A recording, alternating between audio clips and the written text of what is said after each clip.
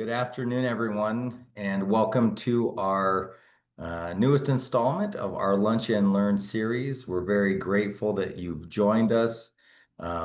It's always nice to gather together as a coalition and to share thoughts and ideas. This month's installation of the Lunch and Learn is going to be another valuable one. Very much appreciate our partnership that we have with WYDOT Aeronautics and their willingness to participate. We also have participation today from 1200 Aero and Wolpert, and we're going to very much benefit from the opportunity to learn more about the ADS-B component to the economic impact study. So everyone, thank you again for joining. It's 12:01, so we'll just wait a few minutes here to allow folks to join on before we really kick things off. My name is Kyle Butterfield. I am on the board for the Wyoming Airports Coalition, and I also serve on the committee for education, and really appreciate this opportunity for us to gather virtually. And I hope you find value in it as well. We as a board felt that we needed more opportunities to interact with one another, share the knowledge and experience that we have within the coalition, and ensure that we stay sharp.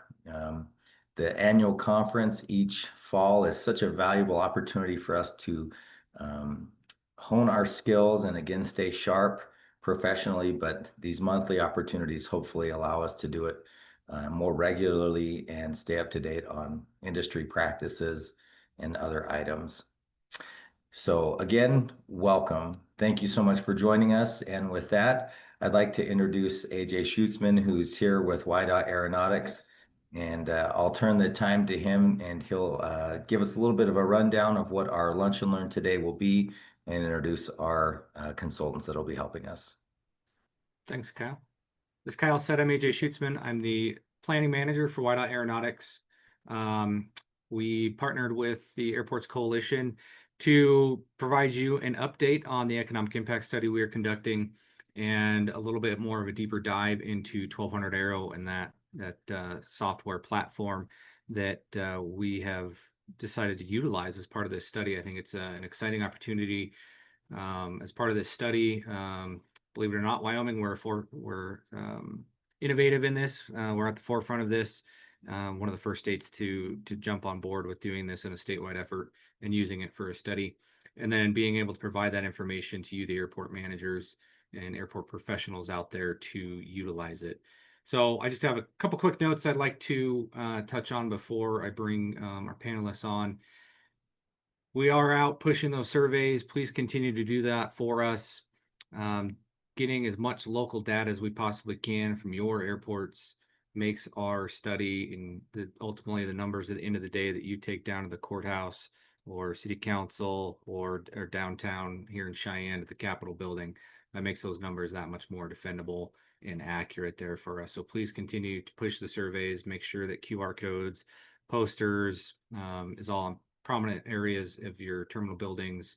If you need anything, please reach out to either myself or Cassie Kreitz, and we'll get things printed up. Or if you have other ideas, we're all ears to get as many survey responses as we possibly can on that one.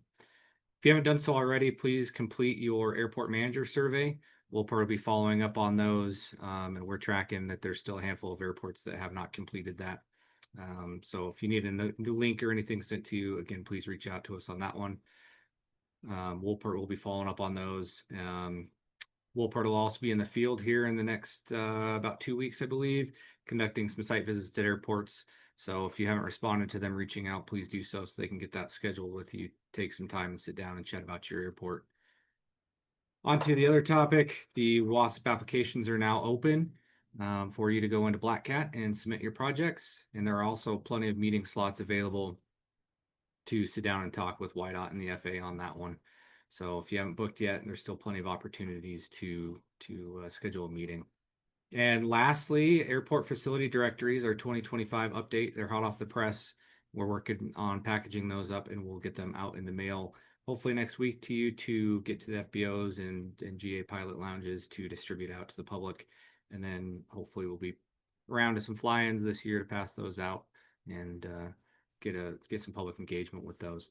So with that, I've got Ivan from 1200 Aero on the line and Mark Kokenauer from Wolpert to go through 1200 Aero tips and tricks, walk you through the system, and then Mark will be giving you an update on the economic impact study and then how we're using the data provided by 1200 Aero in the economic impact study. So, gentlemen.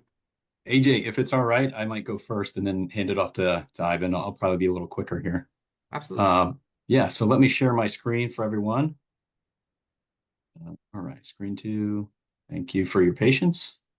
All right, well, thanks to Kyle and WAC for having us back on. Last time we spoke, the economic impact study had just started. I think that was November timeframe. That was phase 1. Now that phase 2 is fully underway, we thought it'd be a good idea to give you a little update and also discuss some other important items, which AJ alluded to, mainly talking about the surveys and why we're hounding you with requests constantly. You may have noticed some emails from WYDOT and Wolpert. Our apologies for the constant bombardment, but the more you help us, the sooner we can stop bugging you. So just a quick agenda, real quick. We wanted to talk about the real reason for this was to give you a quick overview, tips and tricks, as we're calling it, on the 1200 Aero system, which you should have access to and hopefully are using.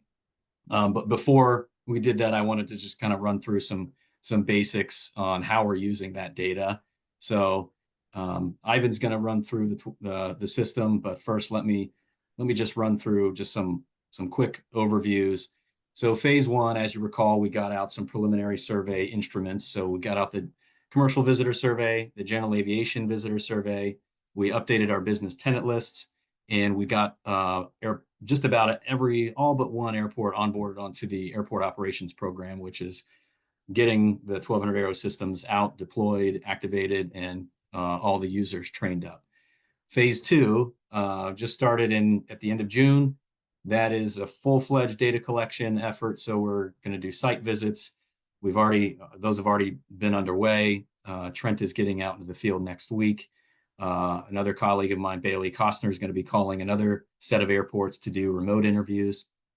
The goal there is to collect the manager survey, get the business tenant surveys completed, and also kind of further those visitor surveys. That's an ongoing effort throughout the fall timeframe. Just wanted to kind of revisit, last time I talked to you, we talked about, okay, where do we look for these economic impacts? So just to recap, these are the 5 impact areas: management, tenants, capital improvement, and then visitor spending by commercial visitors and general aviation visitors. Just to tell you, we kind of like to say that this is a bottom-up study. We can point to any source that we get that we come up for the data. So for airport managers, airport management category, we get that from the airport managers. From the business tenant, we get that data from the business tenants. For capital investment spending, we get that from WYDOT. For private investments, we get that from the airports and the business tenants themselves. Where it gets a little trickier is on the visitor spending, because that's not something we can point directly to and say, look, here's that number just sitting there on the shelf. We're just going to grab it. What we have to do is estimate using a little bit of methodology. So for commercial visitors, it's a little bit easier. We can go to the FAA, we can get enplanements, or we can get them from the commercial airports. Then we can go to origin and destination data. This is passenger data sets collected by the Department of Transportation. We can get resident visitor splits to apply that to enplanements. I understand how many enplanements are visitors. And then to get the visitor spending information, we get those from those visitor surveys that we're pushing or encouraging you to push on your travelers. General aviation visitors gets a little bit murkier, because again, there's no source to identify the number of visitors and the spending. So we really rely on, in the past, we've relied on just pure estimates of, okay, how many visitors do we think came through this airport on this many visiting aircraft?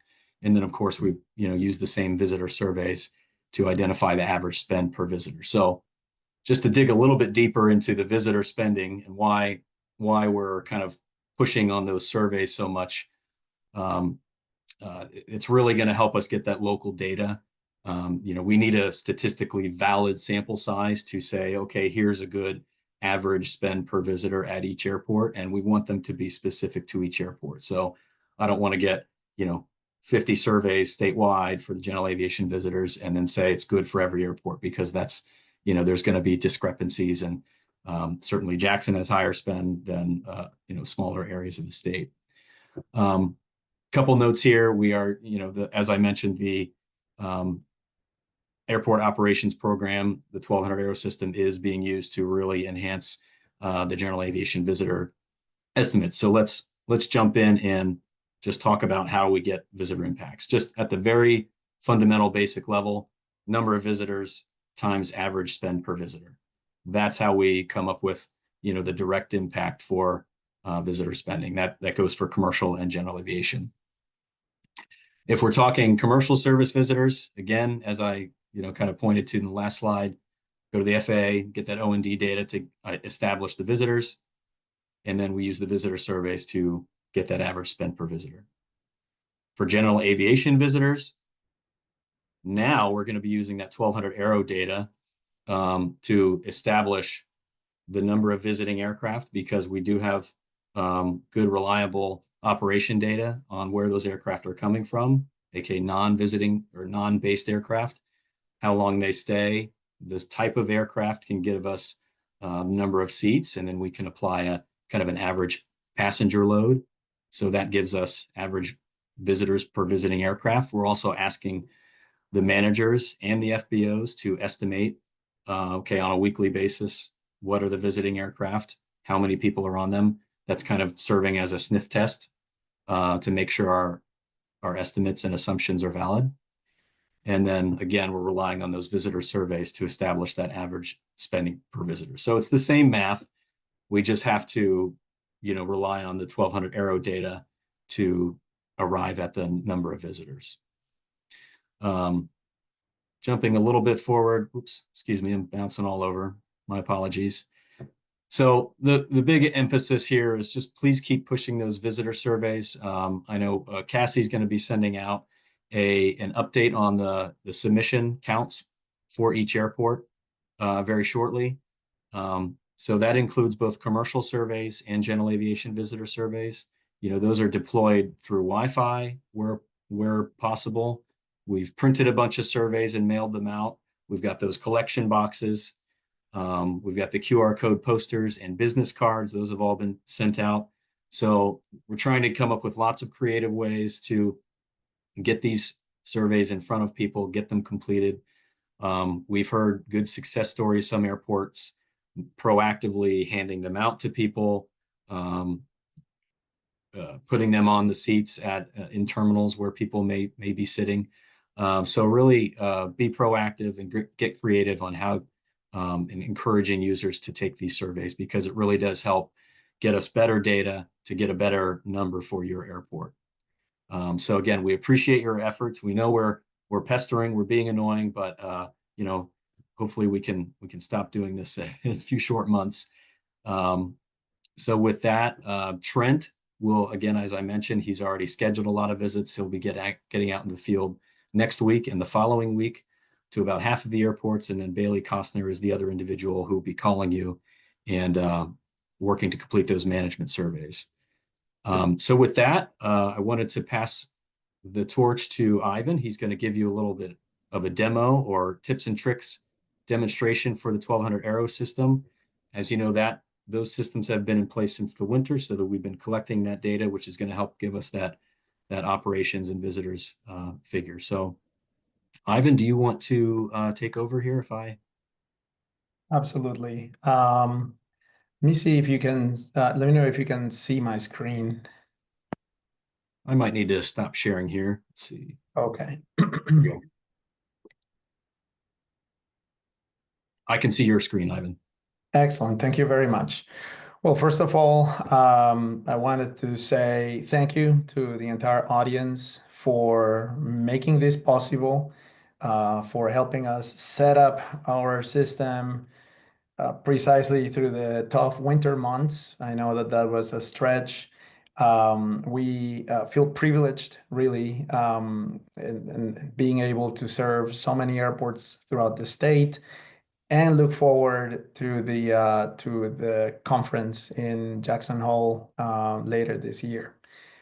So really thank you for making this possible. As Mark mentioned, this will be about kind of going over the essentials.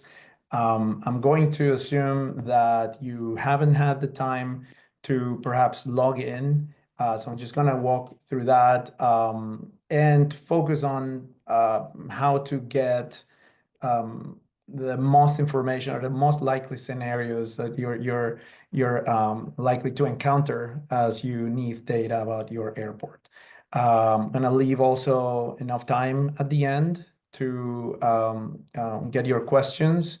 We've already heard feedback from several airports, and again, look forward to getting a comprehensive view of that. So once the service was provisioned at your airport, you should have gotten a welcome email from 1200 Aero. Looked just like this. Will contain your username, your password, a URL to log in.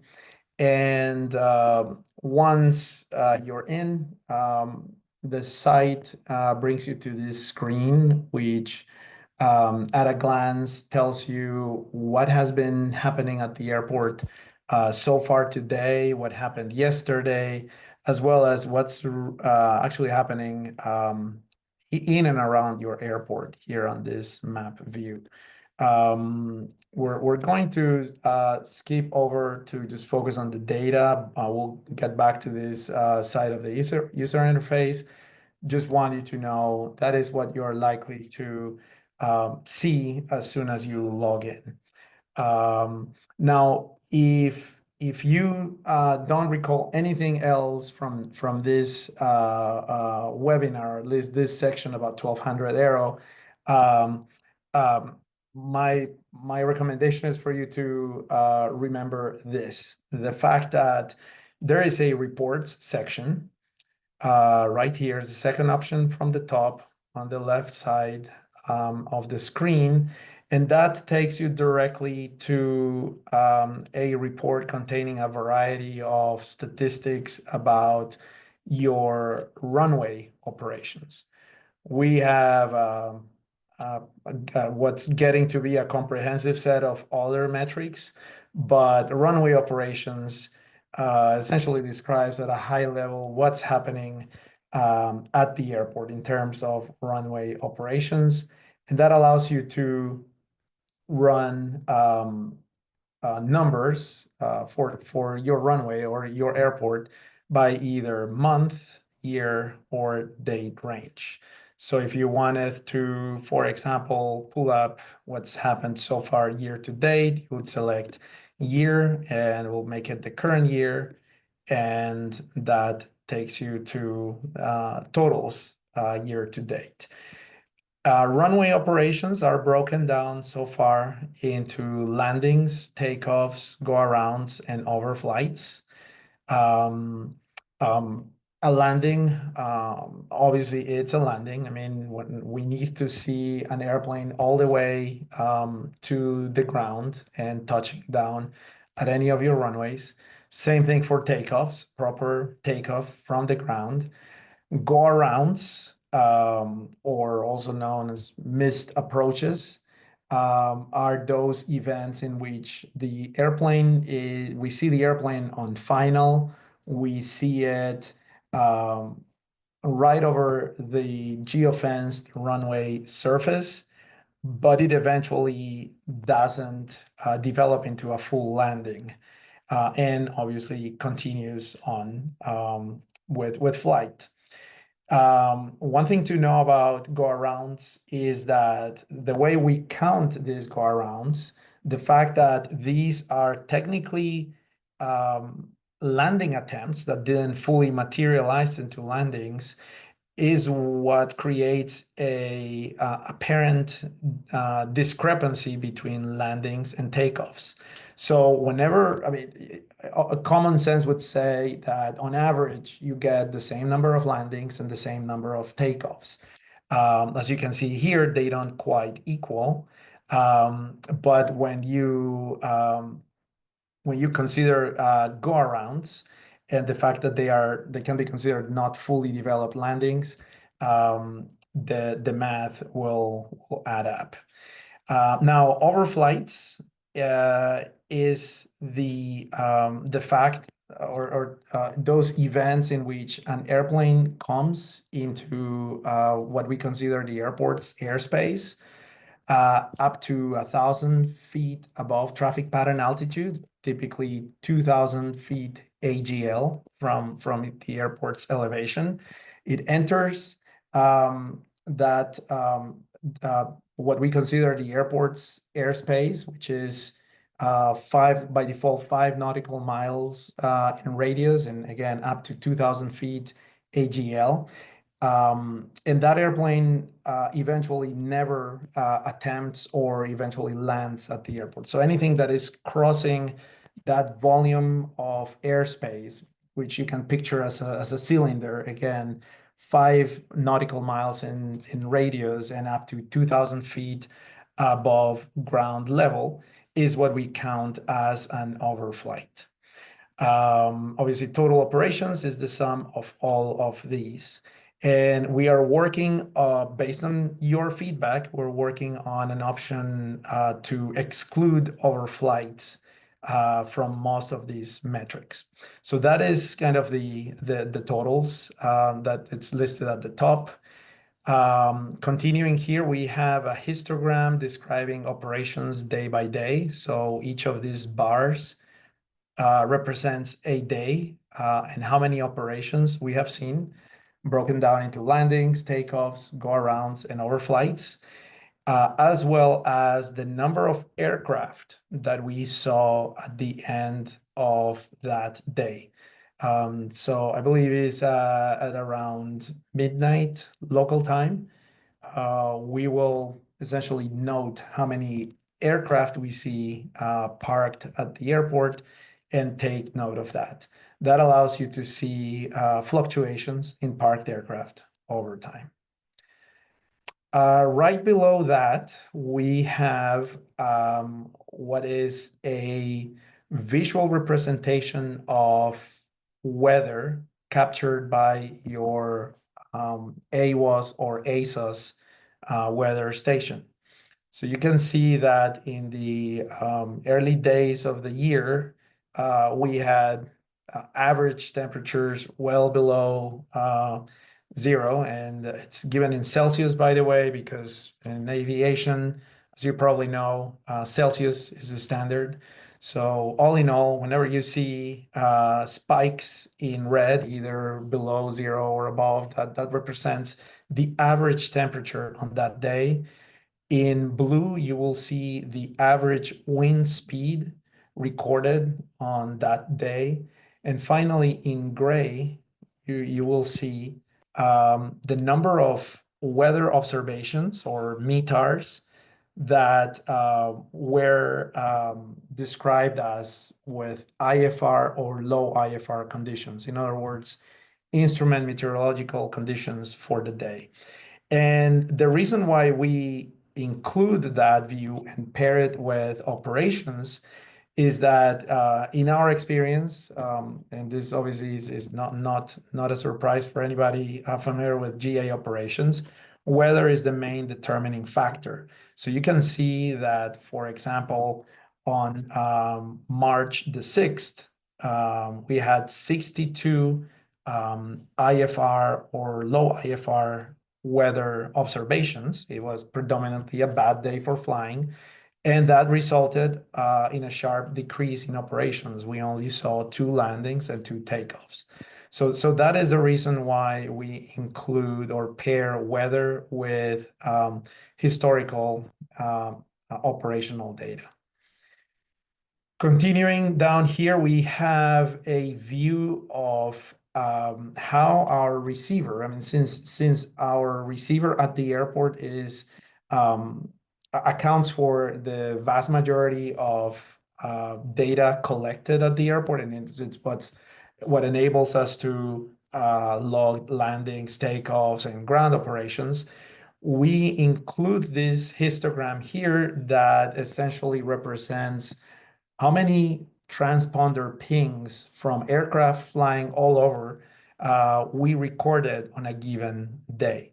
And what we want to see here is that there is a continuous data feed, that there are no sharp decreases in the volume of data logged by our receiver, which would represent a potential failure of our device, or the fact that there was no internet connectivity on a given day. And we want to essentially ensure or guarantee that we're always collecting data on behalf of the airport. Continuing here, we have statistics on how the runways are being used for landings and takeoffs, and how that those metrics are broken down by runway. That obviously includes the runway that was used, how many total operations, and what percentage those operations represent. Again, depending on the pattern, I mean, the utilization of a certain runway may be more frequent for landings than for takeoffs. It generally just represents what we're actually observing at the airport. Right below that, we have probably one of the most relevant, more important metrics for our airports, which is the volume of operations by aircraft category, or AAC and ADG. So for every landing and takeoff that we log, we typically know the aircraft category, which is a measure of wingspan and approach speed. And this technically also helps define or prove the aircraft, the critical aircraft for the airport, which is, if I'm not mistaken, the largest category aircraft that regularly operates at the airport, which I believe needs to be a minimum of 500 operations per year, if I'm not mistaken. So this is a pretty important chart for our airports. Next to it, we have operations by type of operation.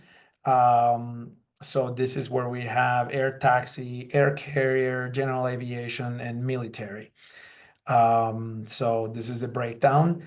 Everything in this chart, I must clarify, is relative to the analysis period selected here. So if we were to go and select, I don't know, an arbitrary date range, like the first half of May, the metrics and the numbers will typically be different. And so the ratios and everything changes right below. Continuing here, we have the top aircraft types operating at the airport. Here we can see that CRJ 200s accounted for a third of total operations at the airport during this period. And right along with that, the type of power plant those aircraft had. So as you can see, well, we have here piston, jet, turboprop, turboshaft. At some airports, we're beginning to see electric as a power plant. So don't be surprised if you ever have an eVTOL operating or doing a cross country and stopping at the airport. You will begin seeing that electric power plant under here. Continuing, we have top origin and destination airports. This is data that is derived from the flight plan data that is associated with every single operation that is logged. Obviously, this implies that this data is logged whenever there is an associated flight plan with an operation. or whenever we have continuous visibility from flights as they operate VFR between airport pairs that we serve. And since in Wyoming, we have the privilege of operating at most public airports, if you have, for example, a flight school which is flying between two Wyoming airports, you're likely to see those airport pairs in here as well. Continuing here, we have local versus itinerant flights. So this is the breakdown of local flights, defined as a flight that takes off and doesn't land anywhere else, doesn't stop anywhere else, and eventually returns back to the same airport. Technically speaking, for a local flight to be counted, the airplane can still land and perform any number of operations at a different airport, but it cannot stop at that airport. So if that airplane decides to stop for refueling or anything, that will no longer be counted as a local flight. Itinerant, on the other hand, or transient, are those aircraft obviously coming from a different airport. And training operations here is a metric that we derive from counting touch and goes and laps around the traffic pattern. So whenever we see an airplane taking off within a minute of the preceding landing, or whenever we see an airplane landing within 5 minutes of the preceding takeoff at the same airport, we're going to be flying those operations, or we're going to be flagging those operations as training related operations, and that's what allows us to have this breakdown. Then we have the ratio of VFR versus IFR flights, which enables you to distinguish what are operations happening on an IFR flight plan. This would include the vast majority of business jets, turboprops. Certainly all commercial traffic will be operating IFR, and VFR would be limited to training operations or local operations. And after hours operations, for this, we are counting or calculating the ratio of operations taking place during daytime hours or after hours. For several of your airports, I'm sure we have spoken with you and requested what your after hours operations are. If you haven't spoken with us and you're interested in this reflecting actual after hours operations, just let us know, and this can be recalculated retroactively. So all we need to do is updating your operating hours, and as soon as we update that, you can see shortly thereafter an up-to-date breakdown of after hours versus just regular operating hours. And finally, the last two metrics for runway operations are operations by day of week and operations by hour of day on specific days of week. And let me go back here and have that for, let's say, all of last year. And if we go back here, you'll see that, well, it seems like most weekdays seem to be all equally busy for the airport. Weekends being a little less busy. And if you want to focus on specific days of week, you can also see how are the different hours of day being used at the airport. The last metric we have here is what we call historical data. So this is not part of this. This is historical data since we began collecting data at the airport. So it does not depend on what you select at the top. And on the left, we have the last 12 months worth of operations, month by month. You can see how there's a slight, well, or there's a sizable decrease in operations during the winter months. They quickly pick up. And obviously summer months are the busiest. The red trend line here with 666 operations is the average pavement operations that we have seen at the airport for the last 12 months. And on the left, we simply have statistics on the busiest days on record since we began collecting data. So when you're ready or interested in sharing this with your board, all you need to do is hit download PDF. All of our reports are downloadable as PDF reports. And within a few seconds, you'll be prompted to accept a PDF download, which just popped here.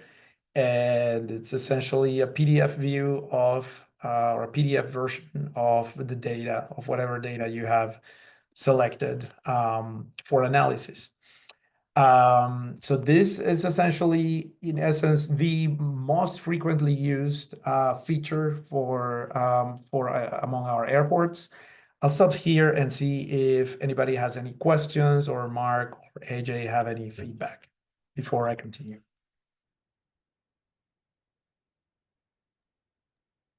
Hey, Ivan, thanks. Yeah, there was one question in the chat. Andrew Wells asked, is there any place where we can verify the after hours setting?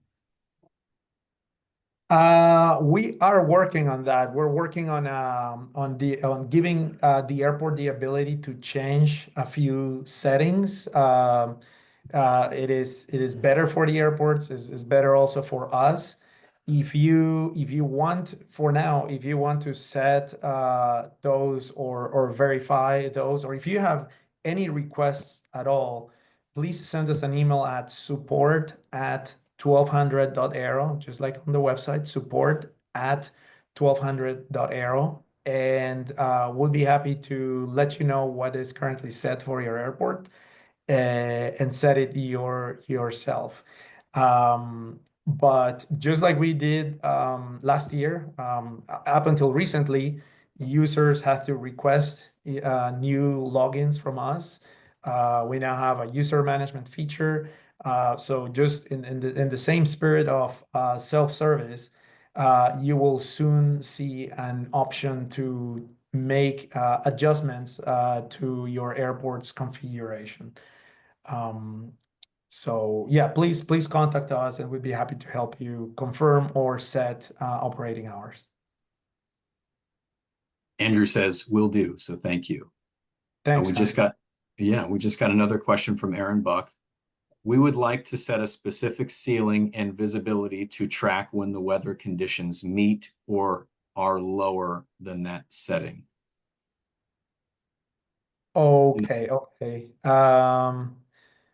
Well, we don't have anything like that. I mean, the closest we have is we are, I guess, could we get it more clarification on that on that feature or that requirement? I think, Ivan, that is in regards to, and Aaron can chat in here if I'm mistaking, but airports are starting to track operations and then comparing those operations with their instrument approaches. So if traffic is not making it in and it's above that criteria, is there something else going on? Or if it's below that and they're not able to complete the approach, is there something that is hindering them on that approach plate from lowering those minimums as their project, or something that could be completed in infrastructure? I see. Well, let me see. I mean, this is something that might help. So thankfully, one of the data sets we maintain historically is METAR data. I mean, the weather reports from your weather station. So you could technically download that. So let's say you were this airport. So we have we sample weather information every 10 minutes. As you probably know, METARs are typically issued every hour, so we oversample to account for sudden changes in weather. So we have historical data about your airport's weather sourced from your AWOS or ASOS since we configured the airport. So technically the data exists to pair a given operation, like a landing or takeoff, to the weather, the prevailing weather at the time. Again, it's not something that and it's must admit the first time I hear of the requirement, but the data exists to be able to say, okay, on this day, this type aircraft on an IFR flight plan in IMC conditions and with wind of XYZ and cloud cover of XYZ, it performed this operation. That'd be an interesting use case. I'd be curious to learn more about it. But as far as the raw data to provide that information, I think that is readily available. Okay. Aaron said, thank you. He will try that method. Thank you for the explanation. Yeah. Oh, and by the way, yeah, so since we're talking about tips and things that are not so obvious, we can enable this data downloads folder for the airport.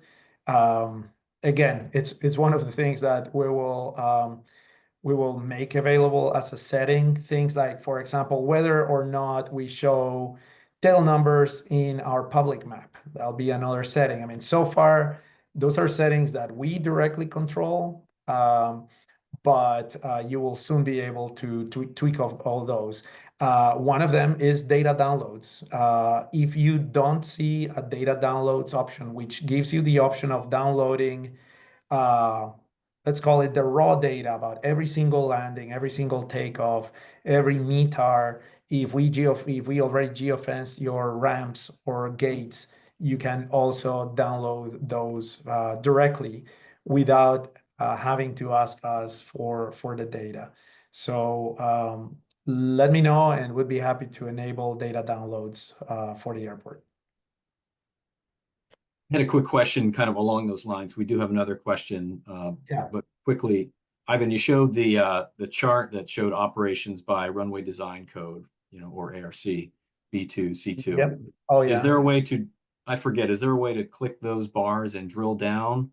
I understand you can get the raw data in report form, but was there a way, let's say I wanted to see, what aircraft are making up that chart? Yeah, this here. Not through this interface, Okay. but when you request, let's say we wanted to see, okay, show me all of in first half of June's, right, operations. That Mhm. includes AAC and ADG. We actually have requests to include TDG, which is the taxiway design group, which is also available from the characteristics database.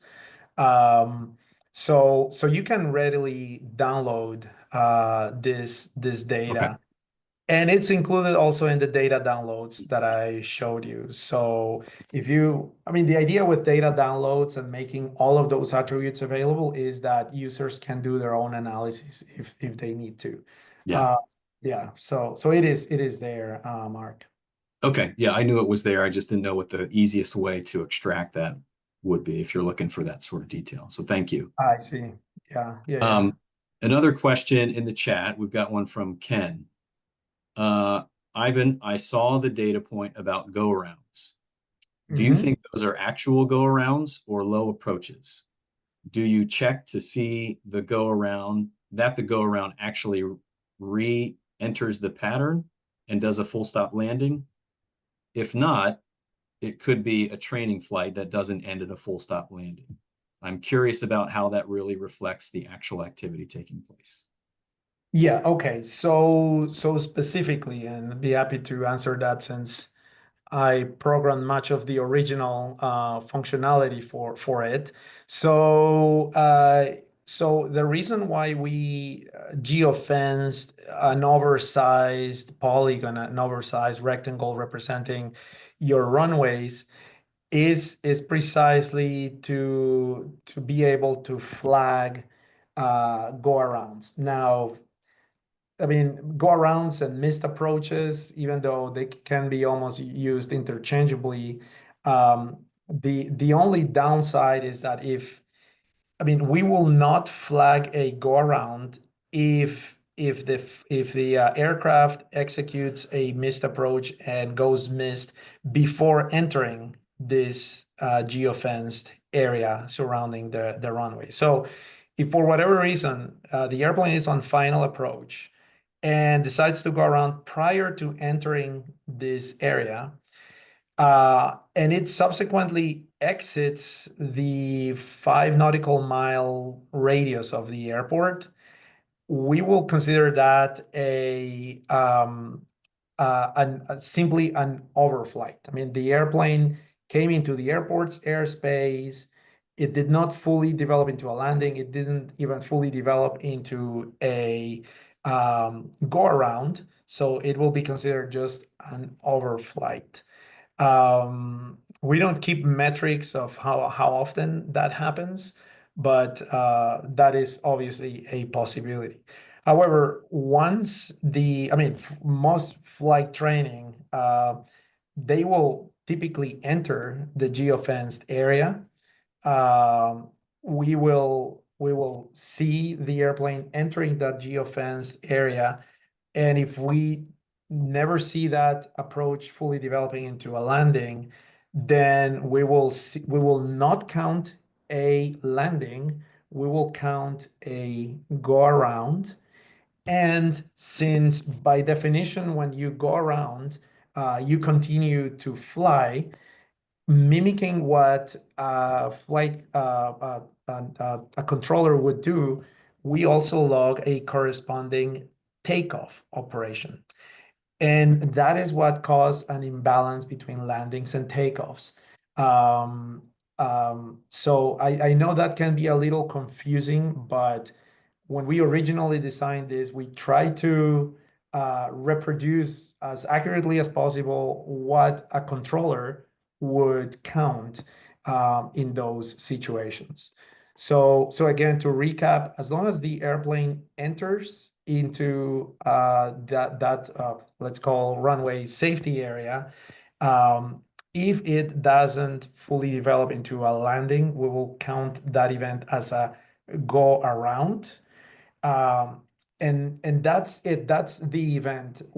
If it subsequently reattempts that and fully comes to a landing, or if it subsequently comes back and doesn't even reach this safety area and exits the airspace again, then that'll be an overflight. So each event is independent from the others. Each landing, takeoff, go around, overflight, those are independent from what happened previously or what happened subsequently. I don't know if that answers his question. I think that clarifies it for me, so I appreciate that explanation. Yes, Ken said thank you. So okay, cool. Thank you. I don't see any other questions at this time in the chat, so I'll encourage anybody to get them in now. I have a few items like things that are not so obvious that we could share, but I defer to AJ, Mark, everybody. Yeah, Ivan, if you've got a couple quick tips and tricks that you think are hot ticket items. Yeah, absolutely. So one of the most frequently asked questions is how do you query past operations? Yeah, you can get statistics obviously from your reports. You can get individual landings and takeoffs from this operation details report. but how do you replay something that happened in the past? And this is something that we've kind of struggled to make more intuitive, but the key is that you see this search field here at the top of the map. That is how you perform searches in everything in our map. So if you want to replay a specific flight, for example, let's say we wanted to see when was the last time, or how many times has November 571 Kilo Lima, how many times has he operated at the airport? So you would come here, so you enter the tail number, enter the search interval. Let's say we wanted just all of last year, and just submit the search. So here is how many times that airplane has operated at the airport. And this data currently goes back to indefinite. I mean, it's there are different uh, we have a different life cycle for different data sets for the service.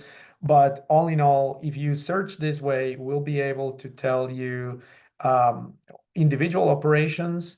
And as you switch here to flights, we will perform the same search for flights. And so when you click on any of these, you'll be able to see the detailed tracking for that airplane at that time. So it's something that's not unfortunately not intuitive, since the search field is here and you're expecting things to show up here.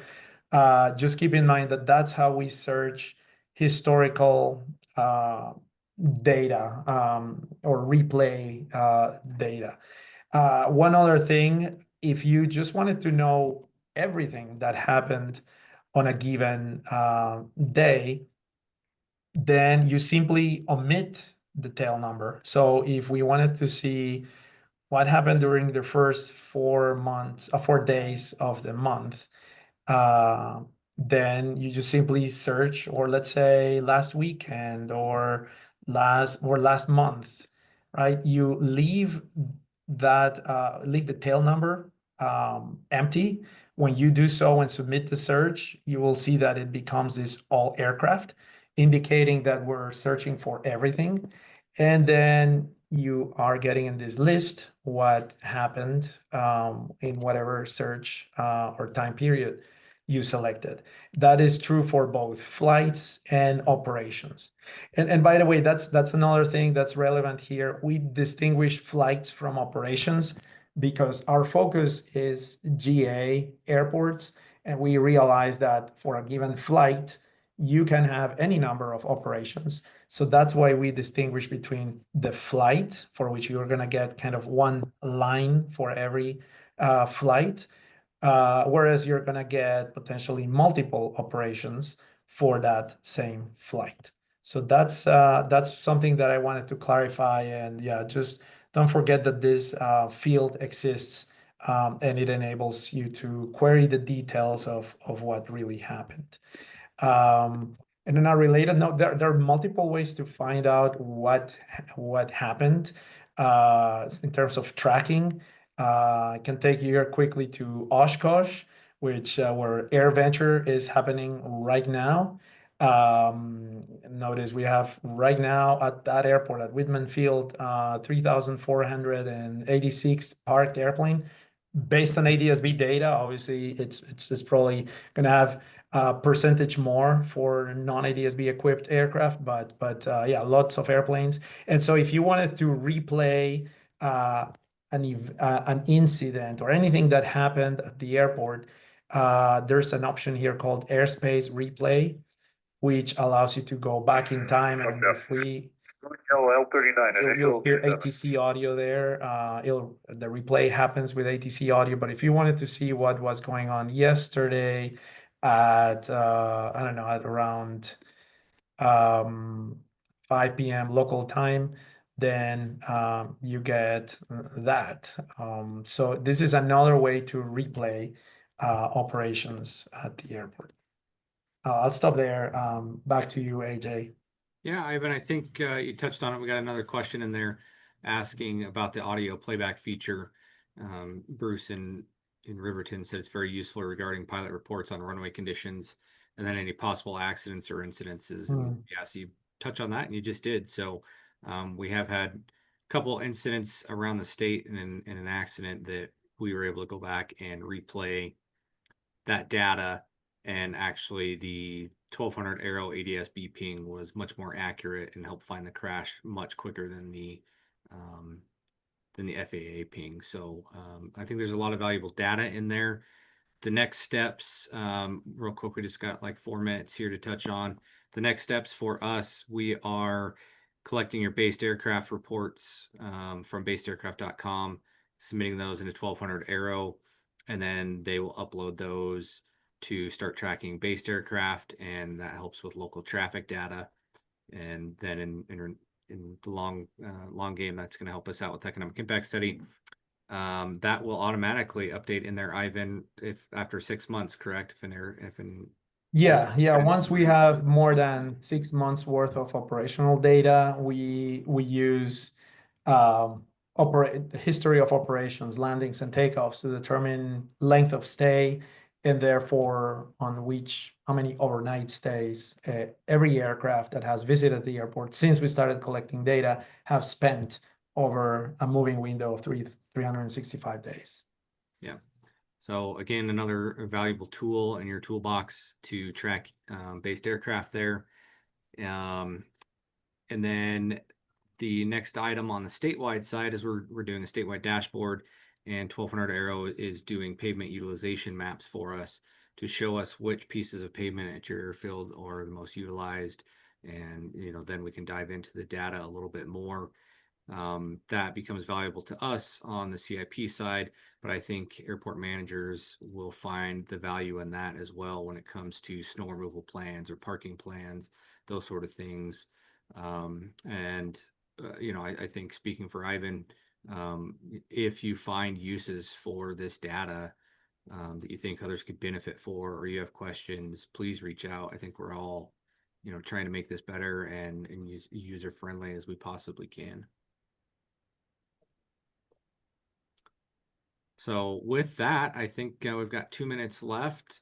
I'm not seeing any other questions pop into the queue. As always, if anyone thinks of anything, please reach out. Don't hesitate to ask questions. Pick up the phone, call your neighbor. Back to you, Kyle. Thank you, AJ. And thank you, Ivan and Mark, for participating in today's Lunch and Learn. I found it very valuable.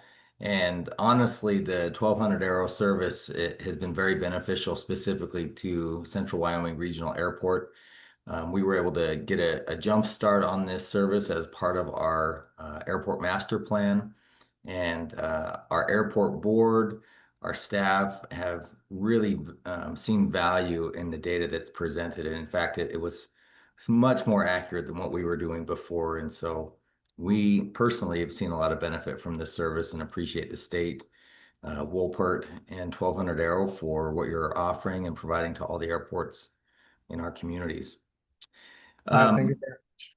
Yeah, thank you. Yeah, thank you so much. Very beneficial. Before we close, I just want to do a quick promo for the upcoming fall conference. Our president of the association sent out an email this morning. Please check that, but the conference will be in Jackson this fall, October 14th through the 17th. It will prove to be a very valuable conference and experience, an opportunity for you to get together with peers in the industry and also to hear some very valuable sessions. 3 o'clock. The early bird registration is now open. That stays open through September 5th. So please take advantage of that. Rooms are still available. You'll have opportunity to do social at the historic Cowboy Bar. There will be a poker run as part of the activities and great sessions. So please put that in your calendars. It is actually an opportunity for us to celebrate the 50th year of the Wyoming Airports Coalition, which started as the Wyoming Airport Operators Association. We're really excited to get everybody together. So put it in your calendars. And just one last time, AJ, Mark, Ivan, thank you so much. Thank you, Kyle. Thank you. Thank for you, the Kyle. coalition. Okay, with that, we'll sign off and look forward to seeing everybody a month from now for another installment of our Lunch and Learn series. Thanks, everyone. Thank you. Thank you for the opportunity. Bye-bye.